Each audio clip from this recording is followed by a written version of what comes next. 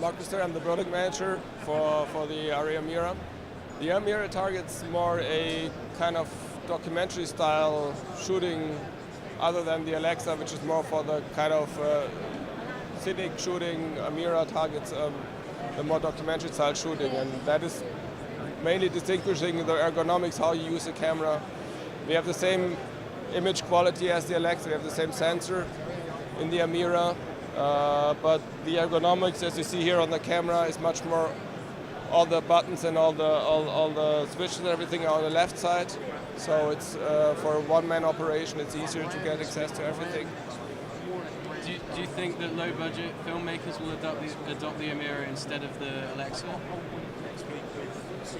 That's a good question, how far the low-budget filmmakers adopt the Alexa, but we think the price point is fairly different than with the Alexa, so that's for a low-budget filmmaker certainly an important decision point. And at the same time, with the lower price point, you get the same image quality, so we expect some adoption also of low-budget filmmakers, of course, yes. Do we know the price point yet? Yes, of course, the prices are public. The camera starts at €25,980, and there are several models available which also can be upgraded at a later point with licenses, and that goes up then to $32,900. And there are also temporal licenses available, so it's a very flexible model to choose the configuration of your camera fitting to the needs of your production, or fitting to the needs of your budget if you want. So technical specs, how does it record and what does it record to? It does record ProRes in all flavors, from ProRes Proxy up to ProRes 444, and it records onto these new CFast 2.0 cards. They have very high data rates, so with these cards we can record 200 frames in ProRes 444 onto that card. And that's 1080? That is 1080 or 2K. Or 2K. And is there RAW capability?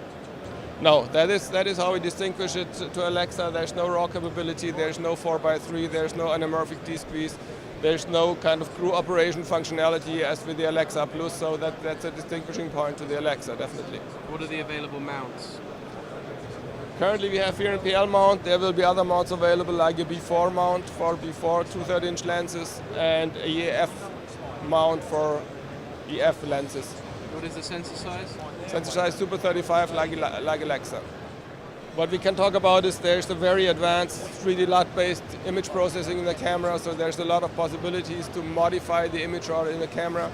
You can create looks on your grading system, load them into the camera, and then not only have them for preview, but also can burn them into the Rec. 709. So in that way, for a kind of documentary style shooting or low budget shooting, you often don't have a grading, or at least the camera operator, the cameraman, is not part of the grading. So in that way, with these looks, with these advanced looks, he can modify the image or trim the image in the direction he wants to have it, even not being part of the grading.